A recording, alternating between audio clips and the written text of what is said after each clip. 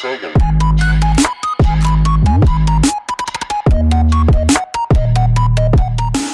With my first installment of Bill Mack's Weird News, there's always a lot of news channels around, but how many do you actually see that actually just keep it short and sweet and focus on the real weird stuff, you know? And hopefully each week I can get 4 or 5 stories for you that kind of a little bit of weird that you're not used to hearing or just you think is weird, and bring them to you live, you know? And hopefully we can do this each week. Maybe this is hopefully my first installment of what we can do. Hopefully you all like it, trying a little different things here. But let's just get right into it. We've got about 5 stories for you this afternoon that I'll talk to you about, and we'll see what going. So first off, here we have a story brought to us by Sky News, which is basically, you know, a UK news storyline. Weirdly enough, you know, back then it was hard to believe that, you know, you could see in the town of Bedrock, Fred Flintstone and a lot of the other people that lived back then drive their cars and pull just about anywhere, at home, to the store, wherever. But apparently that was then, this is now. Apparently the Flintstones car got slapped with a parking ticket. I mean, come on, when do you really need... who's ever heard of the Flintstone car, no matter where you pulled, or anybody at that time ever get a parking ticket from? I mean, come on, folks. This is the 2000 and whatevers. I mean, really? We're really going to give the Flintstones a ticket? So, apparently, as the story reads, it says that the owner of a replica Flintstones car found himself in deep rubble.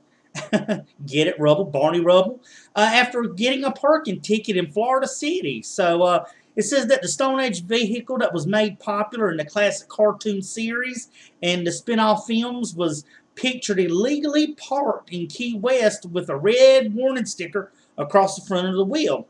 And then somebody in a post on his Facebook page, the city urged that the owner of the vehicle come forward before it was to get towed away.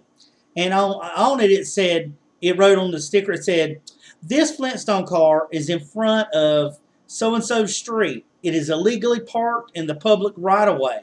It has been red tagged, but the city would really like to find the owner before we have to take it away. Please help us find the owner of this ride quickly," in big letters.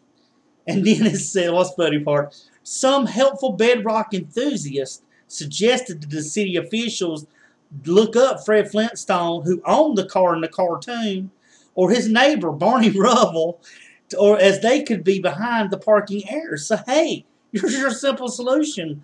If you can't find who it is, look up Fred Flintstone, look up Barney Rubble. I mean, hey, that's who we knew owned it. That's who we knew that drove the actual car. So they were thinking, hey, city officials, why don't you try that, you know? And it said that but eventually, you know, all jokes aside, that eventually the owner came forward and he claimed, you know, his ownership of the car, and city officials had wrote back, "The owner has been located. Thanks to everyone who helped us on this, and thanks for all the funny remarks.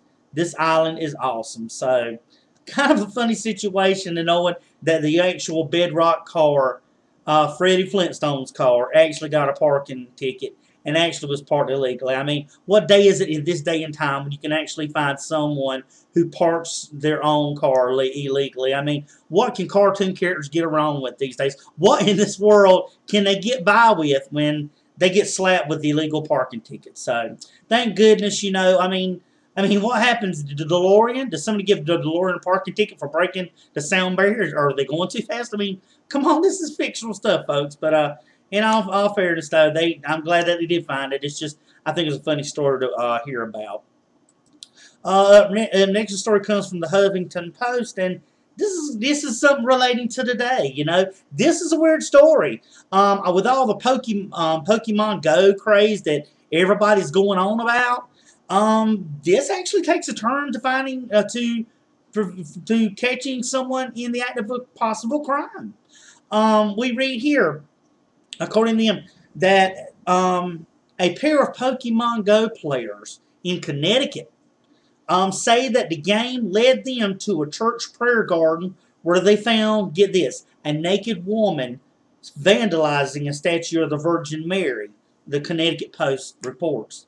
which is very, very sad to see someone in that nature actually doing something and I am totally against defacing any kind of statues of religions or anything, but to know that had those people not been looking for a Pokemon near there, it would have never been discovered. They would have found vandalization of certain these statues and things, and nobody would know. But for the goodness and for the gracious and good things, and thumbs up for Pokemon Go players, they actually helped out in something. Nobody got hurt.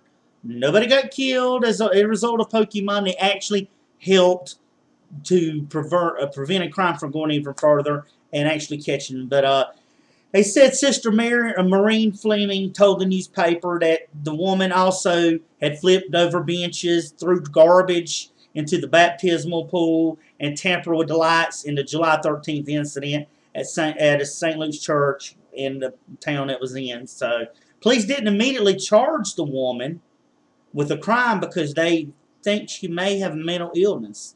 But she was, however, taken to an area hospital for evaluation. So thumbs up for Pokemon in preventing this. It's good that they actually come good for a change, because all we've been hearing in this Pokemon stuff has been how bad it's been, how people have been getting in wrecks and hurt and everything else. So thank goodness for thumbs up and for Pokemon Go in this instance. I salute you, Pokemon Go. So our next story is another weird one here we get from ABC News. This is a weird one too, but what can you do? What can you do after this? I mean, authorities arrested a couple accused of riding naked on a stolen lawnmower in Missouri. Jasper County Sheriff said that a 55-year-old man and a 40-year-old woman admitted they rode the lawnmower home naked after their clothes were stolen while they were skinny dipped in a creek northwest of the town in which they were in. The reports that the authorities arrested the pair Tuesday morning on suspicion of stealing after finding them at a house with a riding lawnmower parked in the front yard. So you see the riding lawnmower there. What skinny dipping is eventually what we all know what it is. It's basically getting in the water or whatever and having no clothes on. You're skinny dipping. You're down to your skin. And you're dipping your in the water. Weird thing is that that's not the weird thing. The weird thing is saying that your clothes were stolen and you get caught trying to ride home naked on a lawnmower. I mean, that is a sight that you cannot get out of your head, for once, and two is knowing that if you're riding along there, you're bound to get caught in doing that. And how are your clothes managing to get stolen when you're skinny dipping at that time? If nobody knows you're there and you're doing this, how are they going to get stolen? But they got arrested for stealing. It says that the investigation determined that the lawnmower didn't belong to any of them. Well, of course not. I mean, that would mean who else do they think this lawnmower belonged to? They were on. I mean, they couldn't have potentially been at their home and rode it back. They were skinny dipping illegally somewhere else. So it couldn't have been theirs. But you just feel for the couple for having to drive home without any clothes on. What kind of self-respect do you really have to lose for not only you, for your passenger, to get busted, end up getting butt naked and handcuffed? I mean, I'm pretty sure those things work together in some instances of being naked, handcuffed. This is kind of instance you don't think works out. So we just have to wait and see on what happens to them. I imagine they'll get the arrested for stolen property and probably for a decent exposure, because you can't do that kind of stuff while you're in public. So, that's another weird story. Coming up here, we got a story from Yahoo News. In Nashville, Tennessee. This is kind of one where you just kind of get to thinking, what are these people thinking? When you go to rob places or try to rob, not everyone is a mastermind at robbing. Not everyone even, you would think, remotely prepares or to rob a place. But if you're going to do something, try to have some sense about doing it. Try to have a plan and be ready. Be prepared.